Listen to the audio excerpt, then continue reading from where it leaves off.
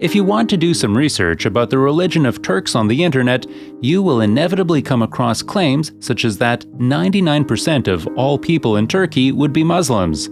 As proof, it is pointed out that in a majority of the identity cards of Turkish citizens under the category religion, Islam was registered. However, this belies the fact that the situation in practice is quite different. According to a recent survey conducted in December 2019, less than 90% of respondents say that they believe in God at all. For this, the Optimar Polling Institute had surveyed 3,500 people in 26 cities across Turkey. According to Hurriyet journalist Ozkok, the results of this survey showed that the claim all Turks are Muslim is simply not sustainable. Moreover, when we take into account that for some years now there has been fear in religious circles about the increasing popularity of theism in Turkey, that is, belief in a higher power, but without a precise definition of the divine as in Islam or Christianity, and that the religious authority called Diyanet is even taking measures against the turning away of young people, in particular from Islam, well, then it is not far-fetched to claim that a considerable number of Turks and Kurds, Laz, as well as other ethnic groups of Anatolia, do not feel connected to Islam as one might think from an outside perspective. We can only speculate about the reasons for the distancing of the Turks from religious affairs. Here and there, it is claimed that the Turkish ruling party, AKP, of President Erdogan has done a greater service to atheism and other irreligious beliefs in Turkey through a supposed and above all forced Islamization in the last 18 years than Charles Darwin himself could ever have achieved.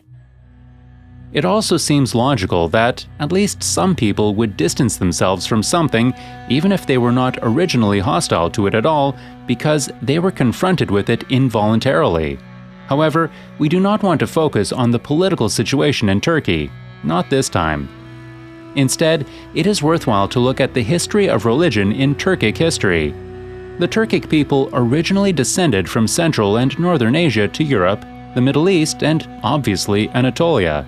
During this time, they were confronted by a number of different faiths and religions. But their own faith, the original religion of all Turks, so to say, was something that you may have never heard about: Tengrism. This ancient Turkic religion is more a philosophy of life and not a massively organized religion like Islam or Christianity. For quite a while now, aspects of Tengrism have also gained popularity among the Turkish people, at least as far as the adoption of old Tengrist symbolism and themes among the civilian population is concerned. This leads us to our first statement with regards to Turks and religion. The Turks had not always been of Muslim faith. Even before the turn of the millennium and before Mustafa Kemal Atatürk founded the Secular Republic of Turkey in 1923, Turks were not automatically religious people as books, TV shows, and news outlets like to suggest in the West.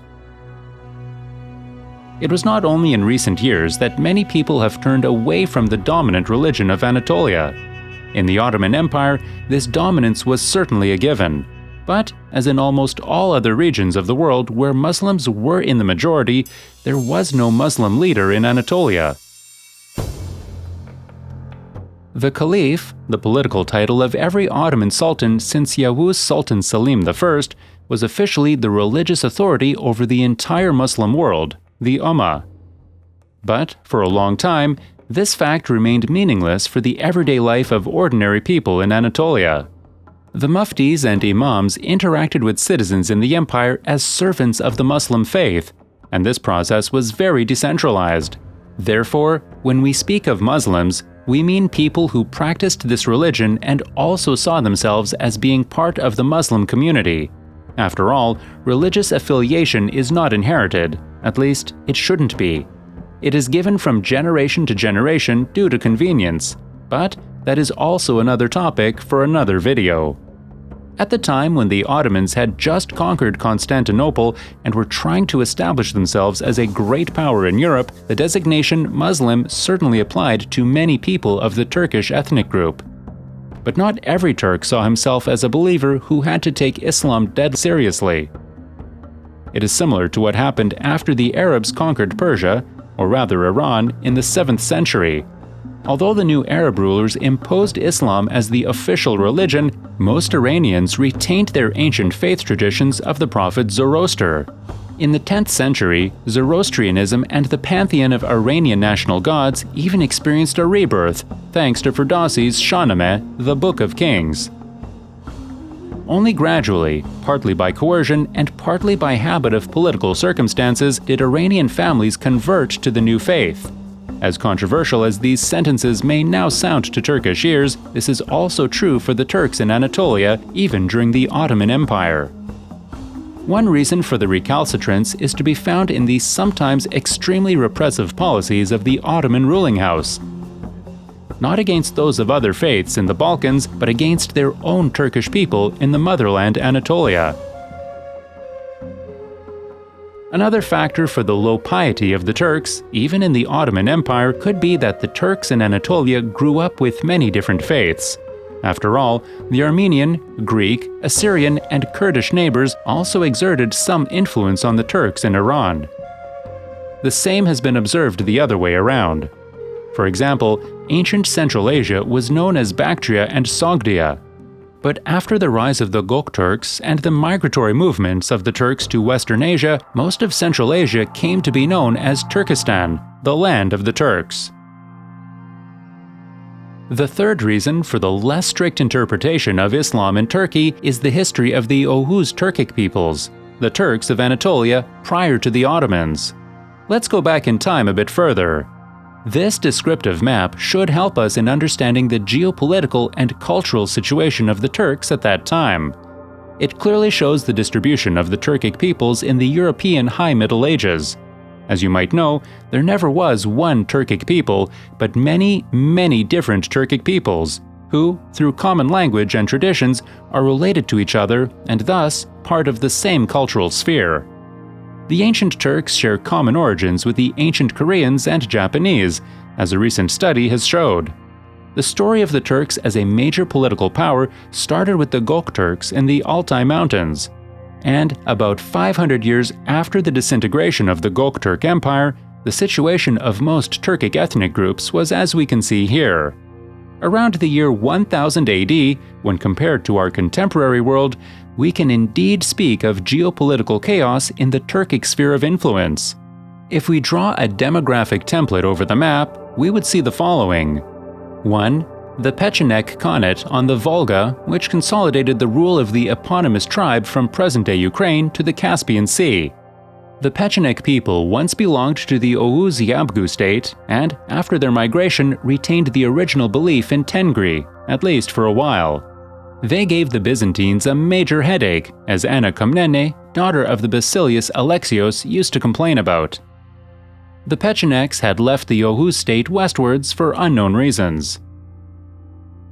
2. The Khazars, whose rule over the Caucasus had already been destroyed with the help of the Rus a few decades earlier. The remnants of these Turks were probably to be found on the Caspian Sea and on the Crimean Peninsula.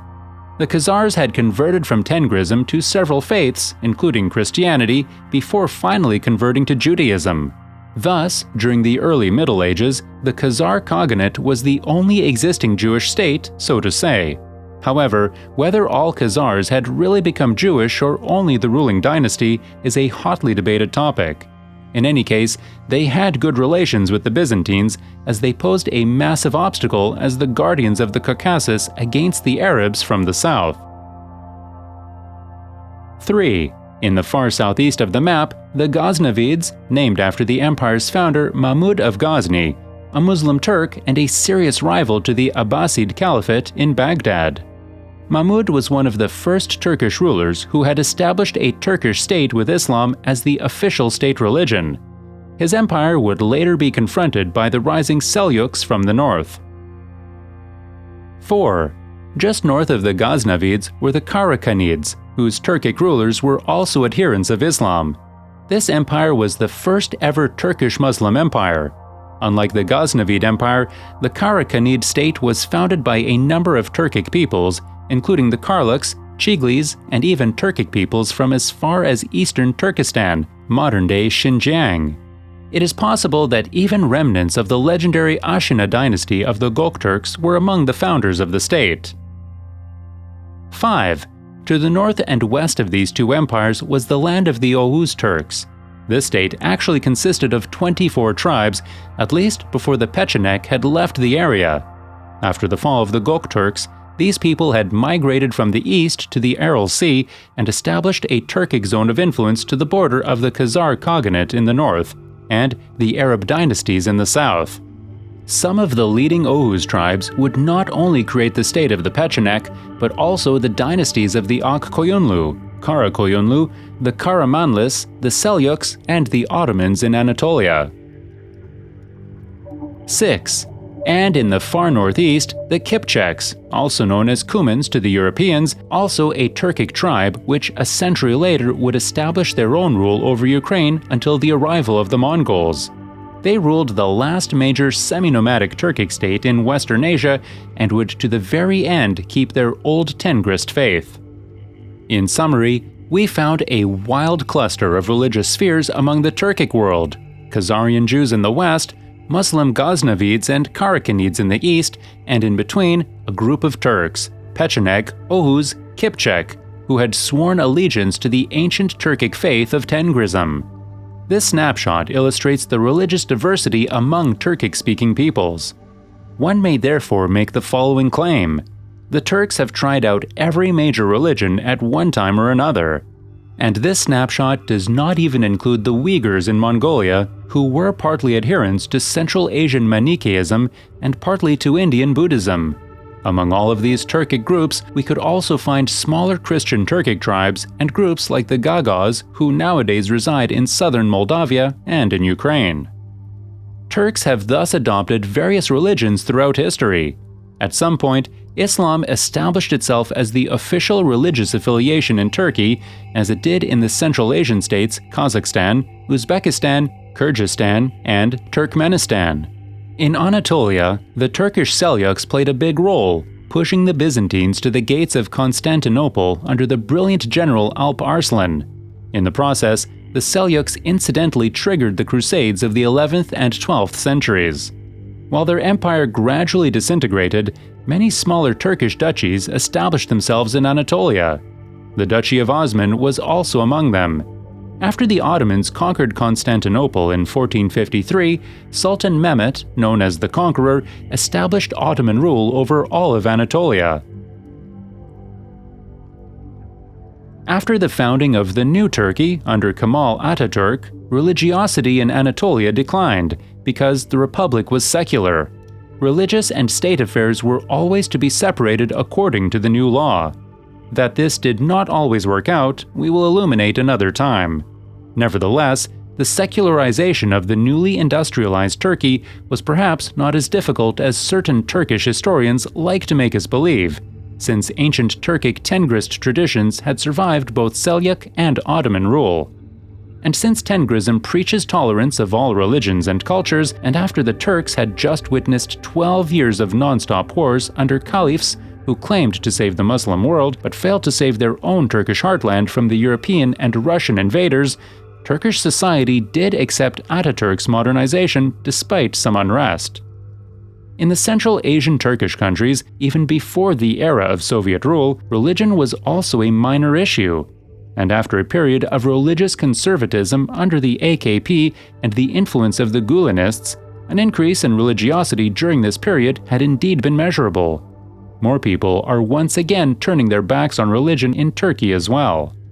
But this does not make them atheists at all, because after more than a millennium of contact between the Turks and the religions of the world, one name has still not been forgotten. You can read it everywhere in Turkey, on rear windows of cars, in bazaars, as flyers on balconies, and as tattoos on upper arms. It is the original Turkic name for God, Tengri. Which god did the Turks actually believe in before they embraced Islam? The original religion of all Turkic peoples, Anatolian and Azerbaijani Turks, Kazakhs, Turkmen, Kyrgyz, Uzbeks, Gagauz, Tartars, and their cultural ancestors was Tengrism, the belief in the sky god Tengri. This being was the sky father of the Turks and took a similar role in the cosmology of Tengrism as the deity An in the Sumerian, Aten in Egyptian, or Zeus in Greek mythology. whereas Zeus was the only one of the mentioned gods who was represented as a human-like figure. No human characteristics at all existed within On, Aten, or Tengri. However, people worshipped not only Tengri, whom they identified as the most powerful of all entities, but also Amai, goddess of the earth and protector of unborn children, and the numerous souls of deceased people who dwelled in the human world as Ur and Su, earth and water spirits. There were further godlike entities like Ayaz, god of fire, or Ayaz Ata, god of winter. Together, all these deities and their assistants formed a delicate balance between nature and humankind. Tengrism thus has similarities with other nature religions of mankind and definitely bears polytheistic traits. Even if Turkic history was accompanied by lots of wars and suffering, the connection to Mother Earth never really went away. Even when two people were obnoxious to each other and wanted to fight to the death, they had to at least respect the balance of nature and animals. The exploitation of the earth always had to be limited to the most necessary. The hunting of wild animals could only take place until the entire family was fed. Not the appetite and the desire for pleasure were in the foreground for the Tengrist peoples, but the necessity to survive. Nothing more, nothing less. Over the centuries, however, this polytheistic religion became more and more focused. At the time of Genghis Khan, the Mongols were also adherents to Tengri. Albeit more shamanistic than the Turks, Tengri was not only the highest, but de facto the only god who ruled over the fate of all people. This is the reason why the Mongol emperor began each of his addresses to his soldiers before a battle with the words, "We have gathered here under the eternal blue sky, Tengri, the creator of our people, the almighty lawgiver."